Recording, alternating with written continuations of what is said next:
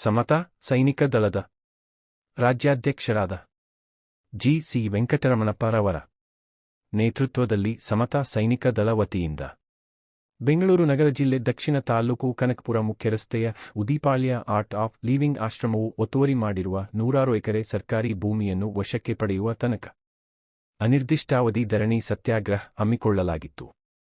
ಧರಣಿ ಸತ್ಯಾಗ್ರಹದಲ್ಲಿ ರಾಜ್ಯ ಪ್ರಧಾನ ಕಾರ್ಯದರ್ಶಿಯಾದ ಅರ್ಜುನ್ ಗೋಪಾಲಯ್ಯ, ರಾಜ್ಯ ಸಂಘಟನಾ ಕಾರ್ಯದರ್ಶಿ ಜಿ.ಕೆ. ಗೋಪಾಲ್, ಬೆಂಗಳೂರು ನಗರ ಜಿಲ್ಲಾ ಪ್ರಧಾನ ಕಾರ್ಯದರ್ಶಿ ರಘು, ರಾಜ್ಯ ಖಜಾಂಚಿ ಎಸ್. ಕೆಂಚಯ್ಯ, ದಲಿತ ಚಳುವಳಿ ರಾಜ್ಯಾಧ್ಯಕ್ಷರು ಯುವ ಘಟಕ ಡಾ.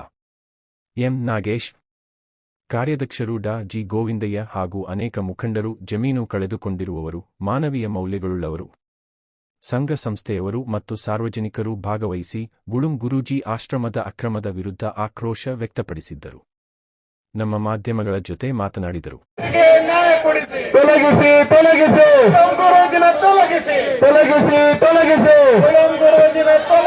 ತೊಲಗಿಸಿ ತೊಲಗಿಸಿ ಅಯ್ಯಯ್ಯೋ ಅನ್ಯಾಯ ಅಯ್ಯಯ್ಯೋ ಅನ್ಯಾಯ ಅಯ್ಯಯ್ಯೋ. Ravishankar Guruji art of living ಆಶ್ರಮದ ಮುಂಭಾಗ ಸಮತಾ ಸೈನಿಕ ದಳ ಮತ್ತು ವಿವಿಧ ಸಂಘಟನೆಗಳೊಟ್ಟಿಗೆ ನಾವೆಲ್ಲ ಸೇರಿಯಿಂದ ಅನಿರ್ದಿಷ್ಟ ಕಾಲ ಧರಣಿ ಸತ್ಯಾಗ್ರಹಕ್ಕೆ ಇವತ್ತು ಕೂತ್ಕೊಂಡಿದ್ದೇವೆ. ಉದ್ದೇಶ ಒಂದೇ, ಸುಮಾರು ವರ್ಷಗಳಿಂದ ಹೋರಾಟಗಳು ಮಾಡ್ತಾ ಇದ್ದೇವೆ ನಾವು ಸಮತಾ ಸೈನಿಕ ದಳದ ವತಿಯಿಂದ ಮತ್ತು ಬೇರೆ ಬೇರೆ ಸಂಘಟನೆಗಳು. ಬಡವರ, ದಲಿತರ, ಅನೇಕ ದಲಿತರ ಜಮೀನುಗಳನ್ನು ಇವರು ಕಬಳಿಕೆ ಮಾಡಿಕೊಂಡು ಒಳಗಡೆ ಹಾಕ್ಕೊಂಡಿದ್ದಾರೆ. ಏನು ಕಗ್ಲಿಪುರ ಸರ್ವೆ ನಂಬರ್ 46 60 ಎಕರೆ ಜಮೀನನ್ನು 30 ವರ್ಷಗಳಿಗೆ ಸರ್ಕಾರದ ವತಿಯಿಂದ ಲೀಸಿಗೆ ಪಡೆದಂಥ ಈ ಗುಳುಂ ಗುರೂಜಿ 30 ವರ್ಷಗಳ ನಂತರ ಯಾವುದೇ ರೀತಿ ಸರ್ಕಾರದ ಅನುಮತಿ ಇಲ್ಲದೆ ಸರ್ಕಾರದಿಂದ ಯಾವುದೇ ರೀತಿ ಇವ್ರಿಗೆ ಇರೋದಕ್ಕೆ ಆಶ್ರಯ ಇಲ್ಲದೆ ಸಾಲವನ್ನೇ ಬ್ಲಾಕ್ ಮೇಲ್ ಮಾಡೋ ಮಟ್ಟಕ್ಕೆ ಈ 30 ವರ್ಷಗಳಲ್ಲಿ ಬೆಳೆದಿದ್ದಾರೆ. ರಾಜ್ಯ ಸರ್ಕಾರ ಮತ್ತು ಕೇಂದ್ರ ಸರ್ಕಾರ ಆಡಿಸುವ ರೇಂಜ್ಗೆ ಇವರು ಬೆಳೆದಿದ್ದಾರೆ ಇಲ್ಲಿ ಅಂತ ಹೇಳಿದ್ರೆ ಇನ್ನೆಷ್ಟು ಕೋಟಿಗಳು ಇವರು ಲೂಟಿ ಮಾಡಿದ್ದಾರೆ ಅಂತ ಹೇಳ್ಬಿಟ್ಟು ನಾವೆಲ್ಲರೂ ಅರ್ಥ ಮಾಡ್ಕೋಬೇಕಾಗಿದೆ. ಇವರು 60 ಎಕರೆಗೆ ಹಾಕೊಂಡಂತ ಗುರೂಜಿನೇ ಸರ್ಕಾರಕ್ಕೆ ಮತ್ತೊಮ್ಮೆ ಅಪೀಲ್ ಆಗ್ತಾರೆ, ಅರ್ಜಿ ಸಲ್ಲಿಸ್ತಾರೆ ಕೇವಲ 33 ಎಕರೆಗೆ. ಇನ್ನು ಉಳಿದ ಜಮೀನು ಎಲ್ಲೋ ಮಾಡಿದ್ರಿ, ಅದನ್ನ ಖಂಡಿಸಿ ಅದನ್ನ ವಿರೋಧ ಮಾಡಿ ನಮ್ಮಲ್ಲಿರ್ತಕ್ಕಂಥ ಕೆಲವರು PL ಹಾಕೊಂಡಿದ್ದಾರೆ ಹೈಕೋರ್ಟ್.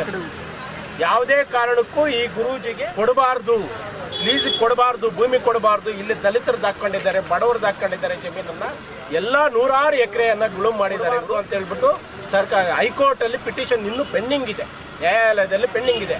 ಆದರೆ ಕಾನೂನು ಭಯನೂ ಇಲ್ಲಿಲ್ಲ, ಸರ್ಕಾರದ ಭಯ ಇಲ್ಲ, ಜನರ ಭಯ ಇಲ್ಲ, ಸಾರ್ವಜನಿಕರ ಭಯ ಇಲ್ಲ. ಹಾಗಾಗಿ ನಾವು ಇವತ್ತಿಂದ ಅನಿರ್ದಿಷ್ಟ ಕಾಲ ಧರಣಿ ಮಾಡ್ತಾ ಇದ್ದೇವೆ. ಮಾನ್ಯ ಕಂದಾಯ ಸಚಿವರ ಗಮನಕ್ಕೆ ನಾನು ತಂದಿದ್ದೇನೆ, ಸರ್ಕಾರದ ಗಮನಕ್ಕೆ ತಂದಿದ್ದೇವೆ, DC ಅವರ ಗಮನಕ್ಕೆ, ಕಾಂತರಾಜು ಅವರ ಗಮನಕ್ಕೆ, ಕಮಿಷನರ್ ಅವ್ರ ಗಮನಕ್ಕೆ ತಂದಿದ್ದೇವೆ. ಇವರೇನಾದರೂ ಈಗಾಗಲೇ ಇನ್ನೊಂದು ಮಾಹಿತಿ ಏನಂದ್ರೆ ನಿಮಗೆ ಈಗಾಗಲೇ ಸರ್ವೆ ಮಾಡಿದ್ದಾರೆ. ಸರ್ವೆ ನಮ್ಮ ಹೋರಾಟದ ಫಲವಾಗಿ ಸರ್ವೆ ಮಾಡಿದ್ದಾರೆ. ಸರ್ವೆ ಮಾಡಿ ಇವರು ಎಷ್ಟು ಒತ್ತುವರಿ ಮಾಡ್ಕೊಂಡಿದ್ದಾರೆ ಸರ್ಕಾರಿ ಜಮೀನು, ಬಡವರ ಜಮೀನು ಅಂತ ಹೇಳ್ಬಿಟ್ಟು ಲೆಕ್ಕ ಇದೆ ಸರ್ಕಾರದಿಂದ. ಆದ್ರೂ ಸಹ ಅವ್ರು ಕೈ ಕಟ್ಟಿದ್ದಾರೆ ಬಿಕಾಸ್ ರಾಜಕೀಯದವರು ಒತ್ತಡ. ನಮ್ಮ ರಂಗಮ್ಮ ಅವರು 2 ಎಕರೆ ಜಮೀನು ಆದೇಶ ಆಗಿ 5-6 ವರ್ಷಗಳಾಗಿದೆ. 5-6 ವರ್ಷಗಳು ನೋಡಿ ಮುದುಕಮ್ಮ ಯಾವ ಮಟ್ಟಕ್ಕೆ ಬಂದಿದ್ದಾರೆ ನೋಡಿ. ಇವ್ರದ್ದು ಆದೇಶ ಆಗಿದೆ, ಸರ್ಕಾರ ಆದೇಶ ಮಾಡಿಕೊಡ್ತಾರೆ, ಸರ್ಕಾರ ಅಧಿಕಾರಿಗಳೇ ಬಂದು ಇಲ್ಲಿ ಭೂಮಿ ಬಿಡಿಸ್ಕೊಡ್ಬೇಕಾಗಿರೋದು. ಆದರೆ ಕರ್ತವ್ಯವನ್ನು ಮರ್ತಿರ್ತಾ ಇದ್ದಾರೆ ಇಲ್ಲಿರ್ತಕ್ಕಂಥ ಅಧಿಕಾರಿಗಳು. ಹಾಗಾಗಿ ಇವರು ಭೂಮಿನೂ ನಮ್ಗೆ ವಾಪಸ್ ಕೊಡ್ಬೇಕು, ಭೂಮಿನೂ ವಾಪಸ್ ಕೊಡಬೇಕು. ಸರ್ಕಾರದ ಭೂಮಿ ಎಷ್ಟು ಒತ್ತುವರಿ ಮಾಡಿದರೆ ಅವೆಲ್ಲವನ್ನು ವಾಪಸ್ ಕೊಡೋ ತನಕ ನಾವು ಸಮತಾ ಸೈನಿಕ ದಳದ ವತಿಯಿಂದ ಇಲ್ಲಿ ಕದಲಾತಿ ಆಗಲಿ ನಾವು ಪ್ರಾಣವನ್ನು ಲೆಕ್ಕಿಸದೆ ಇಲ್ಲಿ ಕುತ್ಕೊಂತೀವಿ. ಏನೆಲ್ಲ ಒತ್ತಡಗಳು ತಂದಿದ್ದಾರೆ ಅಂತ ನಮ್ಗೆ ಗೊತ್ತಿದೆ. ನಿಮ್ಗೆ ಮುಂದಿನ ದಿನಗಳಲ್ಲಿ ಇದನ್ನ ಜಯ ಆದಮೇಲೆ ಪತ್ರಕರ್ತರ ಮುಂದೆ ಎಲ್ಲ ದಾಖಲಾತಿಗಳ ಸಮೇತ ಮಾತಾಡ್ತೇವೆ. ನಾವು ಯಾಕೆ ಇಷ್ಟು ವರ್ಷಗಳಿಂದ ನಾವು ಟೈಮ್ ಕೊಟ್ಟಿದ್ದೀವಿ ಅಂತ ಹೇಳಿದ್ರೆ ಕಾನೂನಲ್ಲಿ ನಮಗೆ ಬಹಳಷ್ಟು ಒಡಕೆಗಳು ಬಂದಿದೆ. ಕಾನೂನನ್ನು ಜಯಿಸ್ಕೊಂಡು ಇಲ್ಲಿಗೆ ಬಂದಿದ್ದೇವೆ ನಾವು. ಇವತ್ತಿನ ಬೆಳಗ್ಗೆ 11 ಗಂಟೆ ತನಕ ಇವರು ಸಹ ಕೋರ್ಟ್ಗಳಲ್ಲಿ, ನ್ಯಾಯಾಲಯಗಳಲ್ಲಿ ಇಲ್ಲಿಗೆ ಹೋರಾಟ ಮಾಡಿಸುವ ಪ್ರಯತ್ನಗಳು ಮಾಡಿದ್ದಾರೆ. ಆದರೆ ಇಲ್ಲಿರ್ತಕ್ಕಂಥ ನಮ್ಮ ರಾಜ್ಯ ಖಜಾಂಚಿಯವರಾಗಿರ್ತಕ್ಕಂಥ ಕೆಂಚಯ್ಯವರಾಗಿರ್ಬೋದು, ರಾಜ್ಯ ಕಾರ್ಯದರ್ಶಿ ಆಗಿರ್ತಕ್ಕಂಥ ಕುಳುಕಮಲೆ ಗೋಪಾಲ್ ಅವರಾಗಿರ್ಬೋದು, ನಮ್ಮ ಗೋಪಾಲ್ ಅವರಾಗಿರ್ಬೋದು, ಎಲ್ಲರೂ ಸಹ ಕಾನೂನಲ್ಲಿ ಇವರಿಗೆ ಪರಿಣಿತಿ ಇದೆ. ಕಾನೂನಲ್ಲಿ ಯಾವ ರೀತಿ ಆದೇಶಗಳು ತಗೋಬೇಕು ತಗೊಂಡು ಬಂದಿದ್ದಿಲ್ಲ. ಅಷ್ಟು ಸಲೀಸಾಗಿ ನಮಗೆ ಹೋರಾಟಕ್ಕೆ ಜಾಗ ಕೊಡ್ತಾ ಇರಲಿಲ್ಲ. ಸರ್ಕಾರದ ಅಧಿಕಾರಿಗಳು KS, IAS, IPS ಅಧಿಕಾರಿಗಳನ್ನ ಒಳಗಡೆ ಬಿಡೋದಿಲ್ಲ ಇಲ್ಲಿ ಅಂತ ಇದ್ರೆ ಇಷ್ಟು ಕಠಿಣವಾದಂತ ಕಾನೂನು ನಮ್ಮಲ್ಲಿ ಇಲ್ಲ. ಅಂಬೇಡ್ಕರ್ ಅವರು ಬರೆದಿರ್ತಕ್ಕಂಥ ಕಾನೂನಲ್ಲಿ ಪ್ರತಿಯೊಬ್ಬರಿಗೂ ಸಹ ಸಮಾನತೆ ಹಕ್ಕಿದೆ. ಆರ್ಟಿಕಲ್ 14 ಅದೇ ಹೇಳುತ್ತೆ, ಸಮಾನತೆ ಹಕ್ಕಿದೆ ಅಂತ ಹೇಳ್ಬಿಟ್ಟು. ಪ್ರತಿಯೊಂದರಲ್ಲೂ ಸಮಾನತೆ ಇದೆ. ಆದ್ರೆ ಆ ಸಮಾನತೆಯನ್ನ ಇವ್ರು ಮರ್ತಿದ್ದಾರೆ. ಆರ್ಟಿಕಲ್ 16 ಅನ್ನ ಇವರು ಉಲ್ಲಂಘನೆ ಮಾಡ್ತಾ ಇದ್ದಾರೆ. ಆರ್ಟಿಕಲ್ 14 ಮತ್ತು 16 ಅನ್ನ ಉಲ್ಲಂಘನೆ ಮಾಡ್ತಾ ಇದ್ದಾರೆ. ಅದರ ಪ್ರಕಾರ ಇವರು ಸೆಕ್ಷನ್ 4 ಪ್ರಕಾರ ಇವರು ಕಾನೂನಲ್ಲಿ ಕಂಬಿ ಎಣಿಸಬೇಕಾಗಿರ್ತಕ್ಕಂಥ ಪರಿಸ್ಥಿತಿ ಬರುತ್ತೆ. ಅಲ್ಲಿವರೆಗೂ ನಮ್ಮ ಹೋರಾಟ ನಿಲ್ಲಲ್ಲ ಅಂತ ಹೇಳೋದಕ್ಕೆ ನಾವು ಈ ಮೂಲಕ ಇಷ್ಟಪಡ್ತಾ ಇದ್ದೇವೆ. 50-60 ವರ್ಷದಿಂದ ಮಾಡ್ತಾ ಇತ್ತು, 60 ವರ್ಷದಿಂದ ಮಾಡ್ತಾ ಇತ್ತು. ಬೆಳೆದೆಲ್ಲ ನಾಶ ಮಾಡಿದ್ರು. ಒಳಗಡೆ ಗೇಟ್ ಹಾಕೊಂಡ್ಬಿಟ್ಟಿದ್ದಾರೆ, ಇಲ್ಲಿ ಕಲಿಸೋದು ಬೆಳೆ ಎಲ್ಲ ಕಿತ್ತಾಕ್ಬಿಟ್ರು. ಒಳಗಡೆ ನಮ್ಮನ್ನು ಬಿಡಲಿಲ್ಲ. ಇವ್ರನ್ನ ವರ್ಕಗಳು ಮಾಡಕ್ಬಿಟ್ರು. ನಮ್ಮನ್ನು ಒಳಗಡೆ ಬಿಡದೆ ಹೋಗ್ಬಿಟ್ರು. ಆದ್ರೂ ನಾವು ಹೋರಾಟ ಮಾಡಿದ್ರು, ಇದುವರೆಗೂ ಮಾಡಿದ್ರು. ನಮಗೆಲ್ಲೂ ನ್ಯಾಯ ಸಿಗಲಿಲ್ಲ, ಬಿಡಲಿಲ್ಲ ಒಳಗಡೆ. ಅವರು ನಾವು ಮಕ್ಕಳನ್ನ ಓದಿಸ್ತೀವಿ, ಅದು ಮಾಡ್ತೀವಿ, ಇದು ಮಾಡ್ತೀವಿ. ಅವ್ರಿಗೆ ಹೇಳೋದು ತಹಸೀಲ್ದಾರ್ ಬಂದಿದ್ದರು, ಎಲ್ಲ ಬಂದಿದ್ದರು. ಬಂದು ಅಳತೆ ಮಾಡಿಕೊಟ್ರು ಬಿಡಲಿಲ್ಲ ನಮ್ಮ ಜಮೀನು.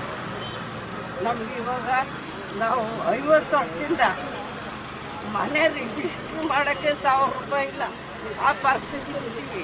ದೇವಸ್ಥಾನದಲ್ಲಿ ಹೂವು ಮಾಡ್ಕೊಂಡು ಜೀವನ ಮಾಡ್ತಾಯಿದ್ದೀವಿ. ಅದು ನಮ್ಮ ಜಮೀನು ಬಿಡಲಿಲ್ಲ. ಎಷ್ಟು ಜನ ಹೇಳಿದ್ರು ಬಿಡಲಿಲ್ಲ, ಎಷ್ಟು ಹೋರಾಡಿದ್ರು ಬಿಡಲಿಲ್ಲ. ಅವತ್ತಿನಿಂದನೂ ಈಗ 7-8 ವರ್ಷದಿಂದನೂ ಹೋರಾಡ್ತಾ ಇದ್ದೀವಿ. ಬಿಡಲಿಲ್ಲ ಜಮೀನು. ನಮಗೆ ಜಮೀನು ಬೇಕು. ಅಧಿಕಾರಿಗಳು ಹೋದ್ರೆ ಜಮೀನು ನಮಗೆ ಕೊಟ್ಟು ತಹಸೀಲ್ದಾರ್ ಬಂದರು, ಒಳಗಡೆನೇ ಬಿಡಲಿಲ್ಲ. 4-5 ಜನ ಒಳಗಡೆ ಬಿಟ್ಟಷ್ಟೇ. ನಾವೆಲ್ಲ ಈಚೆ ಇದ್ದು ಯಾರನ್ನೂ ಬಿಡಲಿಲ್ಲ. ಅವರು ಕೂಡ ಈಚೆ ಕಡೆ ಇದ್ದು ಬಂದವರನ್ನೆಲ್ಲ.